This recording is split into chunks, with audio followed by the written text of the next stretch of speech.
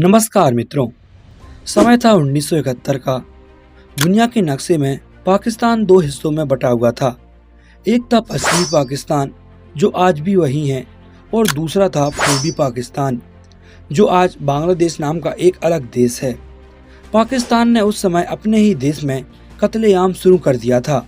करीब 30 लाख लोगों की सरेआम हत्या कर दी गई थी। पाकिस्तान आखिर ये सब क्यों कर रहा था, वो भी अपने ही मुल्क में। मेरा नाम है अभिषेक विश्वकर्मा और आप देख रहे हैं साई-फाई टाइम्स यूट्यूब चैनल। दरअसल पश्चिमी पाकिस्तान के लोग पूर्वी पाकिस्तान के लोगों को, जो आज बांग्लादेश है, उनको बड़ा ही अनपढ़ और गंवार मानते थे। उनका कहना था यहाँ के लोगों को कुछ नहीं आता, यानी पश्चिमी पाकिस्तान पूर्वी पाकिस्तान के लोगों को बिल्कुल भी पसंद नहीं करता था। लेकिन वर्ष 1970 में पूर्वी पाकिस्तान का एक बड़ा चेहरा सामने आया, शेख मुजीबुर रहमान, जो प्रधानमंत्री पद का चुनाव जीत जाता है। लेकिन पाकिस्तानी आर्मी शेख मुजीबुर रहमान को प्रधानमंत्री बनाना नहीं चाहती थी। इसके बाद 7 मार्च 1971 को मुजीबुर रहमान एक भाषण में कहते हैं कि हम पूर्वी पाकिस्तान को एक अलग देश बनाएंगे जिसका नाम होगा बांग्लादेश, और यहीं से शुरुआत होती है बांग्लादेश के बनने की। इस भाषण के बाद शेख मुजीबुर रहमान को पश्चिमी पाकिस्तान की जेल में बंद कर दिया जाता है और पाकिस्तानी आर्मी पूर्वी पाकिस्तान पर अत्याचार करना शुरू कर देती है और करीब 30 लाख लोगों की हत्या कर दी जाती है, वो भी खुद अपने ही देश के लोगों की। इसका नतीजा ये हुआ कि करीब 10 लाख लोग पूर्वी पाकिस्तान से भागकर अप्रैल 1971 को भारत में घुस आए, जो भारत से मदद मांग रहे थे।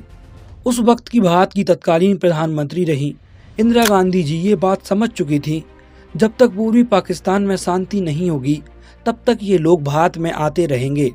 इसी दौरान पूर्वी पाकिस्तान में मुक्ति वाहिनी विद्रोह गुट बनता है। अब पाकिस्तान की इस लड़ाई में एंट्री होती है भारत की।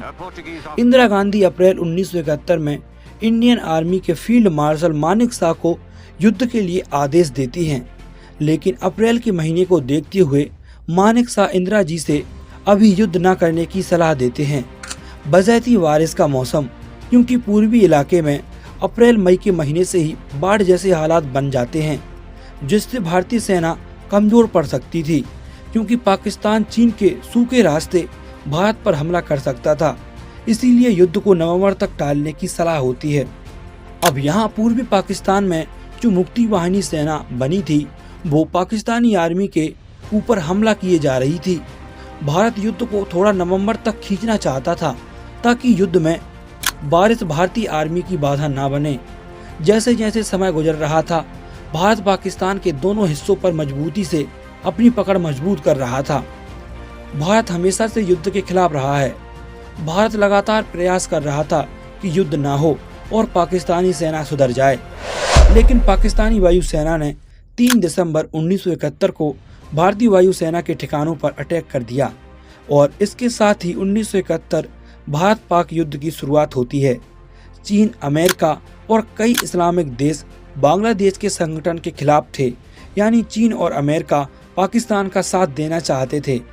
इस युद्ध में भारत पूरी तरह पूर्वी पाकिस्तान के लोगों को मदद दे रहा था। साथ ही मुक्ति वाहिनी सेना, जो उस युद्ध में अहम भूमिका निभा रही थी, उसका पूरा साथ दे रहा था भारत। तारीख थी 3 दिसंबर 1971 की। पाकिस्तानी सेना राजस्थान के जैसलमेर में घुस जाती है और वो जगह थी लोंगेवाला। रात का समय हो रहा था, चारों तरफ सन्नाटा पसरा हुआ था। पाकिस्तानी आर्मी ने रात को ही लोंगेवाला पर बमबारी शुरू कर दी। अब पाकिस्तान का मनोबल 7वें आसमान पर था। आश्चर्य की बात ये थी कि लोंगेवाला में भारत के सिर्फ 120 जवान ही तैनात थे, जिसका नेतृत्व मेजर कुलदीप सिंह चांदपुरी कर रहे थे। दूसरी तरफ पाकिस्तान के ब्रिगेडियर तारिक मीर थे। अब 120 के सामने पाकिस्तान की 3000 सेना। उस दौर में भारत के पास कुछ विमान थे जिन्हें हंटर कहा जाता था, जो बड़े ही शक्तिशाली माने जाते थे, मगर पाकिस्तान ने हमला रात के समय किया था। इस वजह से हंटर जहाजों को उड़ाया नहीं जा सकता था। भारत के मेजर कुलदीप सिंह ने इस युद्ध को बस सुबह तक टालने की कोशिश की। वो चाह रहे थे कि ये युद्ध बस सुबह तक रोका जा सके, क्योंकि सुबह होते ही भारत की एयरफोर्स पाकिस्तान की सेना को मिनटों में तबाह कर देती। लेकिन ये रात बहुत ही मुश्किल थी। पाकिस्तानी सेना आगे बढ़ रही थी। आप कितने भी ताकतवर हो, आपके पास कितने भी हथियार हों, लेकिन 3000 और 120 में जमीन आसमान का अंतर होता है। इसी को देखते हुए मेजर कुलदीप सिंह ने अपना दिमाग लगाया। भारत के पास पाकिस्तानी टैंक को उड़ाने के लिए सिर्फ 3 माइंस थे। मेजर कुलदीप सिंह ने इन 3 ओरिजिनल माइंस को आगे रेगिस्तान में लगा दिया और उन्होंने टिफिन जो ऊपर से माइंस जैसे दिखते थे उनको पूरे पीछे रेगिस्तान के हिस्से में लगा दिया। अब जैसे जैसे पाकिस्तानी टैंक आगे बढ़ रहे थे तो चूंकि 3 असली माइंस आगे लगे हुए थे तो वैसे ही टैंक वो ब्लास्ट हो जाते हैं। पाकिस्तानी आर्मी को लगा कि भारत ने यहाँ पर हर तरफ माइंस बिछा के रखे हैं। ब्रिगेडियर तारिक मीर ने तुरंत इंजीनियर्स को बुलाया और करीब 4 घंटे तक इंजीनियर्स खाली टिफिन निकालते रहे। यहाँ पाकिस्तानी सेना का अच्छा खासा समय बर्बाद हो गया। अब सुबह होने ही वाली थी, 5 बज रहे थे और भारत जिस समय का इंतजार कर रहा था वो वक्त आ चुका था। सुबह होते ही भारतीय एयरफोर्स ने लोंगेवाला पर नज़ारा ही बदल दिया। पाकिस्तानी सेना को एक एक कर मारा जा रहा था। लोंगेवाला में पाकिस्तानी सेना की लाशें बिखरी पड़ी हुई थीं। पाकिस्तानी आर्मी इतनी डर गई थी कि उन्हीं की सेना की बॉडी उठाने वाला कोई नहीं था। 3 दिसंबर को शुरू हुआ युद्ध 4 दिसंबर तक चला और लोंगेवाला में भारत ने फतह हासिल की। अब बारी थी पूर्वी पाकिस्तान यानी बांग्लादेश की। वहां भारत की नेवी यानी जल सेना पूरी तरह से तैयार थी। भारत के पास उस समय का सबसे खतरनाक जहाज INS विक्रांत मौजूद था, जो भारत का ब्रह्मास्त्र था। ये जहाज उस समय बंगाल की खाड़ी पर तैनात था। पाकिस्तान जानता था कि अगर INS विक्रांत युद्ध में सलामत रहा तो पाकिस्तान की हार तय है। इस वजह से पाकिस्तान ने INS विक्रांत को डुबाने के लिए समुद्र के नीचे नीचे एक पनडुब्बी भेजी जिसका नाम गाजी था। गाजी पनडुब्बी अरब सागर से बंगाल की खाड़ी की ओर समुद्र के नीचे नीचे बढ़ रही थी, मगर भारतीय जल सेना को इसकी भनक पहले ही लग गई थी। भारतीय सेना गाजी पनडुब्बी को खत्म करना चाहती थी। इसके लिए एक प्लान तैयार किया गया। INS राजपूत जहाज को विशाखापट्टनम बंदरगाह पर खड़ा कर दिया गया और भारत ने उसे एक ऐसे दिखाया कि जैसे ये जहाज INS विक्रांत हो, और पाकिस्तान को भी लगा कि INS विक्रांत विशाखापट्टनम पर खड़ा है। फिर पाकिस्तान आर्मी गाजी पनडुब्बी को विशाखापट्टनम बंदरगाह की ओर जाने के लिए कहती है, लेकिन गाजी को क्या पता था कि उधर उसकी मौत इंतजार कर रही है। विशाखापट्टनम पहुंचते ही गाजी को खत्म कर दिया गया। ये पाकिस्तान के लिए बहुत बड़ा झटका था, क्योंकि ये पनडुब्बी उसने अमेरिका से खरीदी थी और इसको डुबोना लगभग नामुमकिन सा था। हर तरफ से पाकिस्तान को हार ही हार मिल रही थी।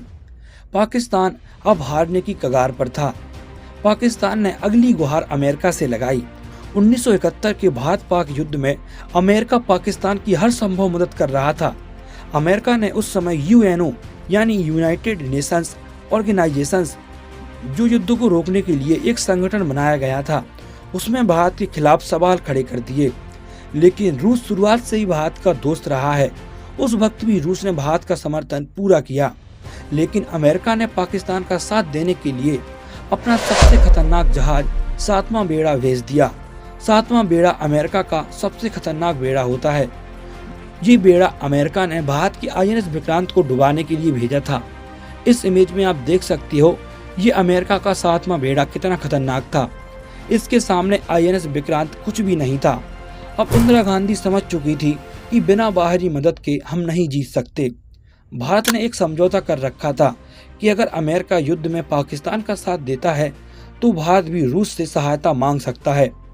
अब भारत ने रूस से सहायता मांगी तो रूस ने अपना 40वां बेड़ा समुद्र के रास्ते भारत की मदद करने के लिए भेज दिया और अमेरिका से बोल दिया कि अगर विक्रांत पर हमला हुआ तो हम इस हमले को रूस पर हुआ हमला मानेंगे। ब्रिटेन ने भी अपने ईगल नाम के बेड़े को पाकिस्तान की ओर से भारत से लड़ने के लिए भेज दिया। तो पाकिस्तान, ब्रिटेन और अमेरिका, ये तीनों देश एक साथ हमला करने वाले थे। एक तरफ रूस की एयरफोर्स और 40वां बेड़ा था जो भारत का कवच बनकर खड़ा हुआ था। दूसरी ओर ये तीनों देश एक साथ मिलकर हमला करने वाले थे। रूस ने उस वक्त सच्ची दोस्ती निभाई। अमेरिका और ब्रिटेन रूस की पनडुब्बी को देखते ही पीछे होने पर मजबूर हो गए। भारत ने उस समय पाकिस्तान पर मनोवैज्ञानिक दबाव बनाने के लिए पूर्वी पाकिस्तान यानी बांग्लादेश के ढाका के ऊपर भारत की एयरफोर्स को उतार दिया। उस एयरफोर्स तो ना के बराबर थी, लेकिन पुतले बहुत ही ज्यादा थे। मीडिया कंपनी बीबीसी ने ये छाप दिया कि भारत ने पूर्वी पाकिस्तान के ऊपर 5000 सैनिक उतार दिए। अब पाकिस्तानियों का पूरा मनोबल टूट गया था और यहाँ से भारत ने पूर्वी पाकिस्तान के गवर्नर के घर पर भी हमला बोल दिया।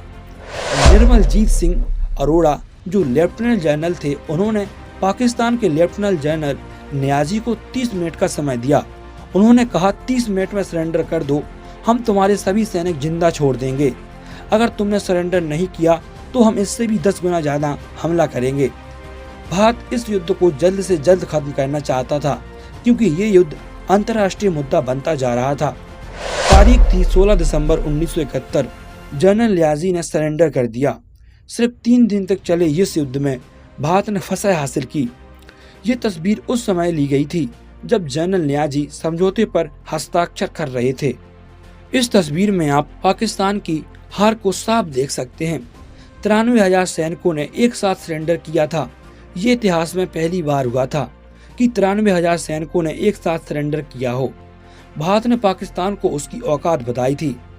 आज जो पाकिस्तान बड़ी बड़ी फेंकता है, जरा याद करो हमारे 120 सैनिकों ने कैसे भगाया था तुमको। 16 दिसंबर 1971 की तारीख पाकिस्तान को कयामत तक याद रहेगी कि किससे पाला पड़ा था। इस वीडियो पर एक लाइक तो बनता है। आज की इस वीडियो में इतना ही। ऐसे ही वीडियोस के लिए आप हमारे चैनल साई-फाई टाइम्स को सब्सक्राइब कर सकते हो। अगली मुलाकात होगी अगली वीडियो में। तब तक के लिए धन्यवाद।